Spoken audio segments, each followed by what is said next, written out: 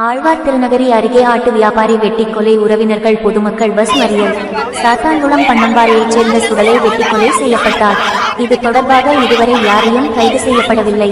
இதை கண்டித்து 500க்கும் மேற்பட்ட உறவினர்கள் ஊர் பொதுமக்கள் பஸ் மறியல் ஈடுபட்டு கொலையாளியை கைது செய்ய கோரியும் இறந்தவர் குடும்பத்திற்கு அரசு வேலை வழங்க கோரியும் போராட்டம் நடத்தி வருகின்றனர். இவர்களிடம் போலீசார் பேச்சுவார்த்தை நடத்தியது. பேச்சுவார்த்தை தோல்வி அடைந்தது.